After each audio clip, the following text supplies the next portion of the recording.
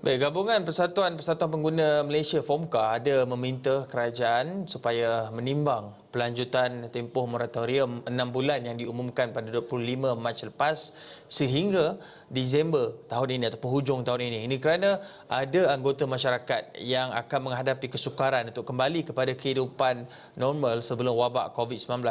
Khususnya bagi mereka ada yang kehilangan pendapatan, pekerjaan dan penutupan operasi. Dan untuk bercakap lebih lanjut mengenai perkara ini, bersedia secara Google Hangout Presiden FOMKA, Dato' Dr. Marimutu Nadasan untuk berkongsi lebih lanjut kewajaran membuat permintaan sedemikian. Datuk, apa justifikasi untuk di atas permohonan pertimbangan pelanjutan tempoh moratorium itu?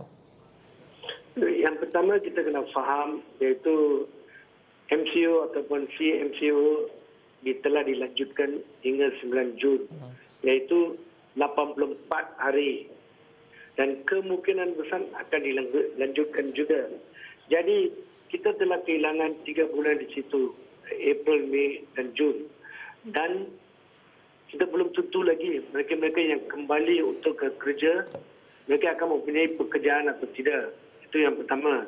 Yang kedua, kita tidak tahu bagaimana majikan-majikan lain mungkin akan memberi pemotongan gaji sehingga 30% atau 40%. Dan kemungkinan besar juga majikan-majikan akan memberikan tanpa gaji. Mereka akan memberikan cuti tanpa gaji untuk beberapa bulan yang akan datang.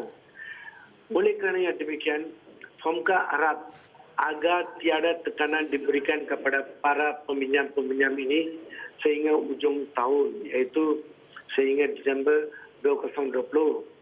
Boleh yang demikian, kita pun telah mendapatkan banyak reaksi daripada para pengguna ataupun pekerja-pekerja muda yang memberikan maklum baras, iaitu pekerja mereka akan tergugat. Dan oleh yang demikian, kita merayu kepada kerajaan yang sedia ada supaya membantu para pengguna yang membuat pinjaman-pinjaman kepada bank-bank ini. Sebab kita kena faham, kesukaran kita akan lihat pada mungkin bulan Januari, Februari dan Mac kalau tiada pelanjutan dilanjutkan. Kerana kita akan mendapati non-performing loans akan meningkat untuk pinjaman-pinjaman berkenaan. Kita akan lihat sehingga dalam sebut pertama 2021, belelongan awam, tarik kereta, mungkin muflis, proses muflis dibenarkan oleh mahkamah kepada mereka-mereka yang tidak dapat membayar pinjaman-pinjaman mereka. Jadi kita tidak hendak tekanan-tekanan seumpama ini tiba-tiba berlaku. Jadi apa yang kita tekankan kepada kerajaan ialah supaya melanjutkan hingga bulan Disember. Kalau kita lihat apa-apa perangkan dan sebagainya, bank-bank kita mempunyai fundamental yang kukuh. Jadi kita tidak perlu risau sangat iaitu apa yang akan berlaku. Sebab ini bukan saja permasalahan di Malaysia tetapi seluruh dunia. Banyak bank-bank di seluruh dunia telah pun memberi pelonggaran-pelonggaran kepada para peminjam-pinjam mereka supaya mereka dapat reorganize pinjaman mereka. Datuk, kita serba maklum bahawa mungkin pemerintahan kerja bahawa sesetengah sektor itu tidak dapat kembali seperti sedia kala, itu adalah satu hakikat.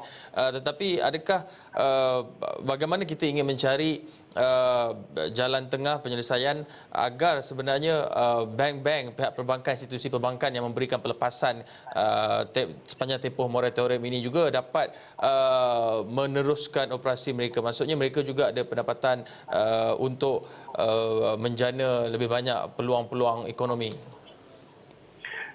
Kalau bank-bank ingin meneruskan pinjaman-pinjaman berkenaan, boleh diteruskan. Tapi bank-bank harus memberikan kelonggaran. Iaitu contoh kalau seseorang telah membuat pinjaman sebanyak 15 tahun, dia telah bayar 5 tahun.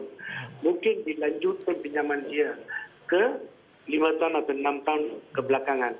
Supaya ini akan memberikan mereka dapat mengubah pembayaran mereka. Kalau tidak, kalau kita nak stick kepada yang pinjaman yang sedia ada, mungkin peminjam-peminjam ini akan menghadapi kesukaran. Just you have to extend more the loan period.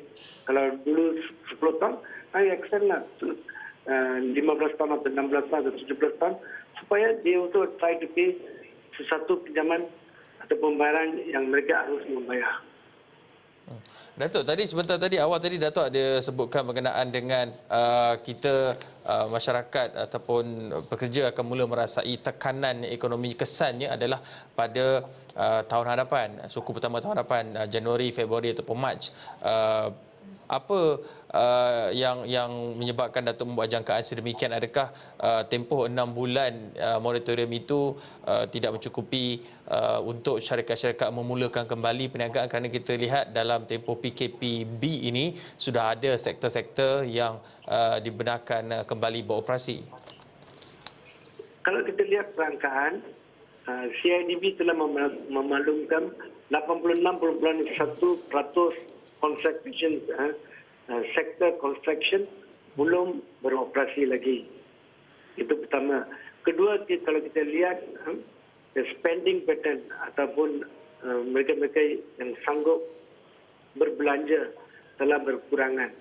Dan bagi itu juga dengan banyak syarikat SME yang belum beroperasi lagi.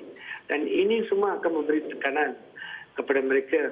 Kalau kita lihat, kalau kita stick kepada bulan September, hanya 3 bulan, hampir 3 bulan saja, Julai, Ogos, September yang kita akan pergi bekerja. Dan ini akan memberikan tekanan sebab kita kena faham, iaitu workforce masyarakat Malaysia adalah 15.6 juta.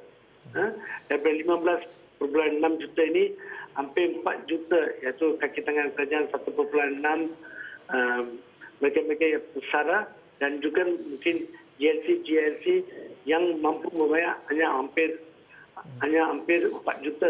Tapi yang majority lain all dalam kedudukan SME. Jadi kita kena memberikan mereka ruang untuk merancang kembali. They need to replan back the entire operation. Baru mereka boleh bergerak. Sebab setiap hari FOMCA juga mengadakan banyak digital platform meeting dengan mereka-mereka majikan-majikan dan juga kepada pekerja-pekerja. Jadi untuk mendapat the middle part, kerajaan harus membantu rakyat. Sebab rakyat pun telah mendengar arahan kerajaan duduk di rumah diam-diam. Jadi sekarang adalah masa untuk kerajaan memberikan jaminan supaya rakyat dapat meneruskan hidup mereka dengan secara aman, damai, tanpa sebarang tekanan jiwa berlaku. Sebab saya juga takut kepada young workers, pekerja-pekerja muda ini.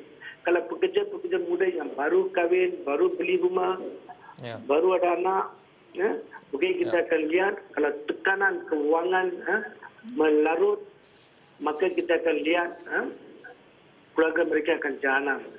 Mungkin bercerai, mungkin a lot of separation, gaduh di rumah, dan mungkin kita akan tengok perangkaan juga telah menunjukkan 99% tekanan ataupun domestic violence telah berlaku di Malaysia sekarang. Jadi dalam masa PKP. Baik, itu antara kesan-kesan yang dijangka berlaku akibat daripada PKP dan juga kesan dari tekanan ekonomi. Baik, terima kasih Datuk Dr. Marimutu Nadesan, Presiden FOMCA, di atas cadangan dan pandangan yang diutarakan berkenaan dengan cadangan untuk melanjutkan lagi tempoh moratorium kepada pengguna bagi memberi sedikit ruang untuk mereka kembali beroperasi dan menjana pendapatan. Terima kasih Datuk Doktor di atas pandangan yang diberikan itu. Thank you.